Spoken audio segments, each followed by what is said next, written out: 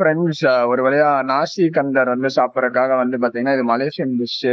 ரொம்ப நாள் வந்து ஒரு ட்ரீம் இந்த சாப்பிடணும்னு சொல்லிட்டு இதை வந்து இப்ப நம்ம வாங்கியிருக்கோம். இது வந்து பாத்தீங்கன்னா நம்ம மட்டன்லயும் வாங்கியிருக்கோம், அதே மாதிரி சிக்கன்லயும் வாங்கியிருக்கோம்.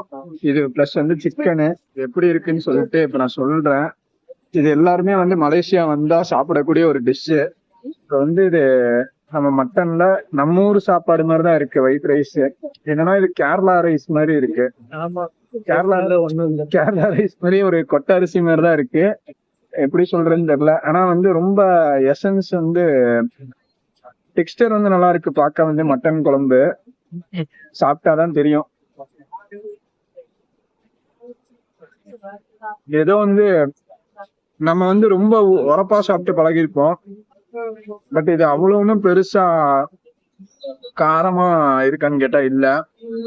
இந்த ஆனியன் சிக்கன் இருக்கு பாத்தீங்களா, இதை வச்சு சாப்பிட்டு பார்ப்போம். ஆனா கேரளா ரைஸ் தான் எக்ஸாக்டா. அதுதானே கேரளா ரைஸ் மாதிரி தானே இருக்குது. ஓகே, சாப்பிடலாம். நம்ம ஊர் சாப்பாடாட்ட. ஆனா இதுக்கு எவ்வளவு பில்லு போட போறாங்கன்னு தான் தெரியல. மட்டன் பீஸ் வந்து இவ்வளவு பெருசா வச்சிருக்காங்க. நல்லாதான் வந்திருக்கு. நமக்கு எப்பவுமே வந்து காரசாரமா சாப்பிட்டுதான் பழக்கம். உரப்பு இல்லாம தான் இருக்கு. எப்படி இருந்தாலும் சிக்கன் எப்படி இருக்கு? காரமா இருக்கா?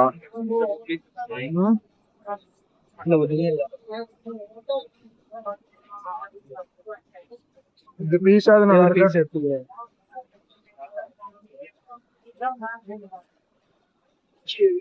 ஓகே.